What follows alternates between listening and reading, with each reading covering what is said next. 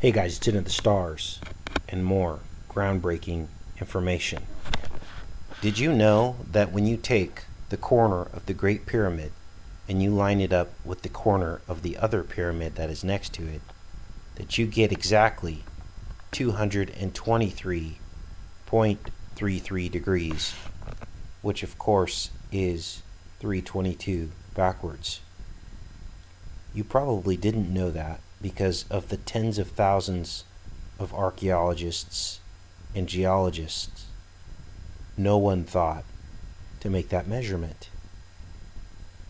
Now, I extrapolated these lines around the entire planet in both directions, and they did come somewhat close to the pyramids off of the coast of Japan.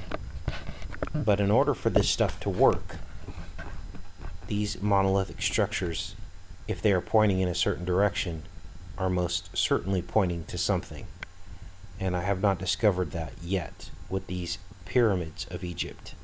But let me show you what I did find. And this is simply amazing. We're going to zoom out here, and I'm going to show you where these pyramids point to. Talk about the power of the universe. Now, of course, this is Africa. That's the Nile Delta. We're going to zoom out along the yellow line. We're going to follow the yellow brick road. And I want you to look at this archipelago of islands that extends out into the ocean. I'm not too familiar with this island or this area of Africa, but it is clear that they follow this line, 223.33. Now, in case you were not convinced yet, there's another archipelago of islands on the other side of this yellow line, extending the other direction from the pyramids, and they too follow an archipelago of islands.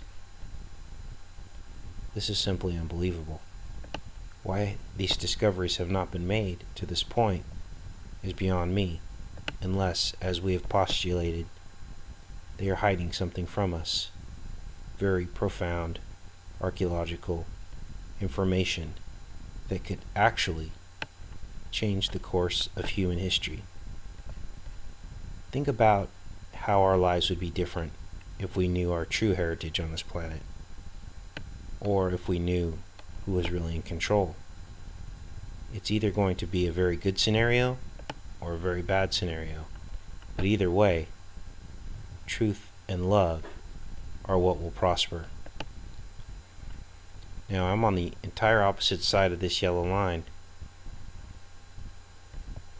and we are out in, I believe this is the Pacific Ocean, and I may need to turn on a feature on here to actually locate these islands, because they are very small. Let's turn on borders and places, see what we come up with. Now, I don't want to postulate too much, but there also is an underwater seamount in this area as well. Here's another smaller archipelago of islands here that also follow this line. We're going to zoom in a bit, get our bearings, and here are the islands. I believe these are called the Cook Islands.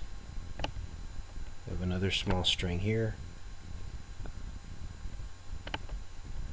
Not as profound as on the African coast, but nonetheless,